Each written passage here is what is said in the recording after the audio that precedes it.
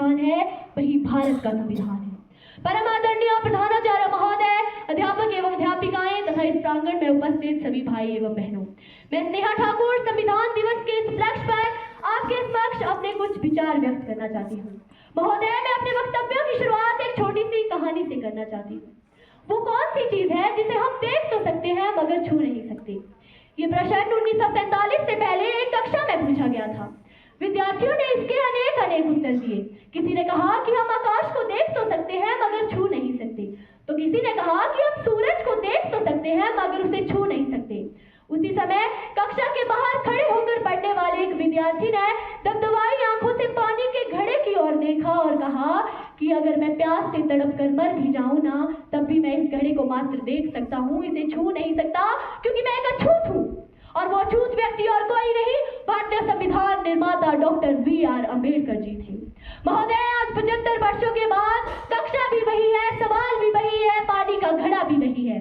अगर कुछ बदला है तो ये कि अब किसी भी जाति का विद्यार्थी हो, वो सबके साथ बैठकर पढ़ भी सकता है, लिख भी सकता है और पानी भी पी सकता है। यही नहीं, देश के सर्वोच्च पद पर एक आदिवासी महिला राष्ट्रपति के रूप में प्रगति का मार्ग प्रशस्त कर सकती है। ये शक्ति दी है हमें हमारे संविधान ने। बात जब जब हमारे अधिकारों की आई है, तब तब हमारे संविधान ने हमारी रक्षा की है।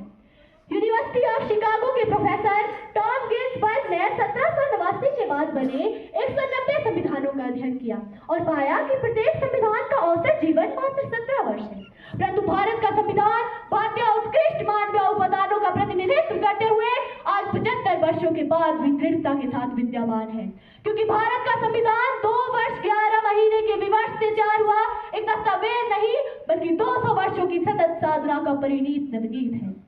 भारतीय संविधान विश्व का सबसे बड़ा संविधान है। ये बड़ा इसलिए नहीं है क्योंकि इसमें 1.5 लाख शब्द है।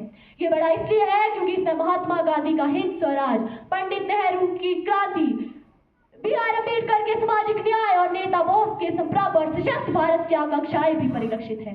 तमाम जगह जहां संवैधानिक मूल्यों और मताधिकार के लिए आंदोलन देखे गए, वही भारत में सहजता से प्राप्त संवैधानिक मूल्यों और मताधिकार ने शक्ति का संचार किया। महोदय, भारतीय संविधान की यात्रा सरल नहीं रही है।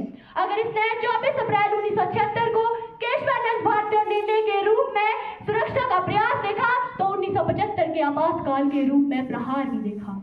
संविधान ये हमारा वो दर्पण है जो हमें हमारा अतीत दिखाता है, वर्तमान समाज जाता है और भविष्य कराता है।